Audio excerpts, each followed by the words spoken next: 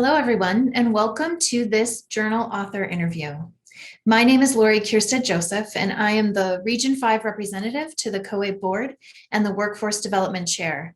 And it has been my great pleasure to serve as the guest editor of the Workforce Development editions of the COABE Journal.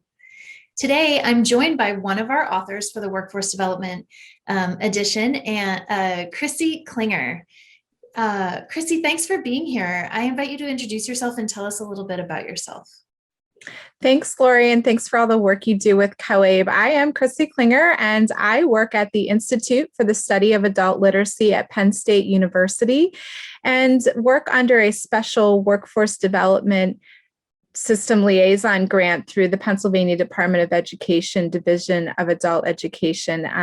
My colleague KayLynn couldn't be here today with me, but we both contributed to the article, and we both do the similar work across the Commonwealth of Pennsylvania. We provide technical assistance and professional development for our adult education programs and also integrated education and training support as well. Fantastic. Well, Chrissie, thank you for being here and to talk with us today about your article, Using Pennsylvania's Foundational Skills Framework to Address Workforce Preparation Skills. Thank you for submitting an article to the journal and for being here to talk with me. I'd like to get started with our first question. Could you tell us a little bit about why you and KayLynn wrote this article for the COABE Journal? Sure. So as we know, workforce preparation is specifically called out in the Workforce Innovation and Opportunity Act, as we all call WIOA. And it's a required component of integrated education and training, which we refer to as IET. And so we were just so proud of all of the work that's happened in Pennsylvania, actually over the last 2 decades with our adult education practitioners and with their workforce development partners. And so we thought we wanted to be able to share this work and show real concrete examples of how these workforce partners are working together collaboratively within the workforce system to help both the job seekers and employers that use that system. Great. Thank you so much. What I'd like to know now is how will adult ed practitioners benefit from reading your article, and how will that benefit their learners?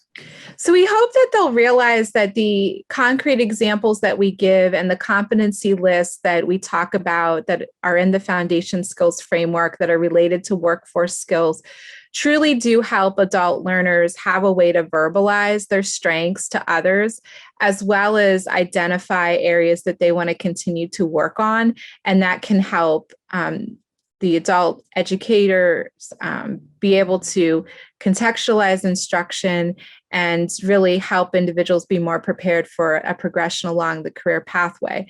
We also hope that as individuals read this article, they take note of how long this work has spanned over and that it didn't just happen overnight. And so they should start where they're at and take those steps to just keep moving forward. Yeah, I have to tell you that I was looking at the longevity of the Foundational Skills Framework in Pennsylvania and was really impressed. I know I'm in Arizona and we still have reached for it to learn from it. So that's really exciting. I'm wondering, you've touched on it a little bit, Chrissie, but what else do you hope maybe the readers take away from this article? So one of the big things we hope they take away is that you need to work with your partners to do workforce development, career pathways, programming. And so our framework was that starting point, to come together and have some common language across the partners, but it also allowed for flexibility. So it wasn't too rigid. And so each individual area in our state could use the framework and develop what would work for their area and with their partners. And, as you'll see in the article, the framework was used for a variety of things. So it helped develop incumbent worker training. It supported a curriculum that was used in correctional facilities. And even more recently, it's been wonderful with helping programs developing their single set of learning objectives for integrated education and training. So I think, the big takeaway here is when you do work collaboratively to create something that's meaningful to all the partners, yet flexible and adaptable, the benefits that you're going to get out of that are just way too many to count for our adult learners that we serve. That's exciting to hear how it really is helping all areas and corners of adult ed and helping with your collaboration with partners. That's fantastic. Before we wrap up, Chrissie, I'm just wondering if you have any additional comments that you would like to share. Yes, thanks, Lori. So, one last thing we would like to talk about is just the importance of helping adult learners actually navigate career pathways. And there's many on and off ramps when that's work is being done. And so the framework does recognize that some learners need that support to enter the workforce. Other learners need support to stay in the workforce and progress. And really, when you look at that framework, lifelong learning skills is in the middle of what we call the wheel, which you'll see in the article, and it holds everything together. And I think, we've seen through COVID that the world can change quickly, and we have to be ready to adapt to that. And lifelong learning is really key to adapting and progressing. And so our adult education practitioners are there to meet people where they're at along that pathway, which on and off ramp they need to navigate. And so we just really hope, again, that the information we shared will help people realize that this work can be done collaboratively with their partners, and it takes time, but it's time that brings so many benefits to our learners and such good, time spent for all of us.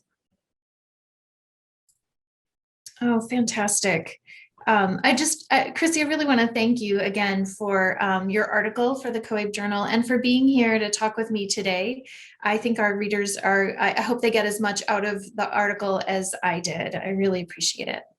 Yes, thanks, Lori. We're so thankful to be able to share this, and we look forward to hearing, how people are able to use the information that we shared. Great.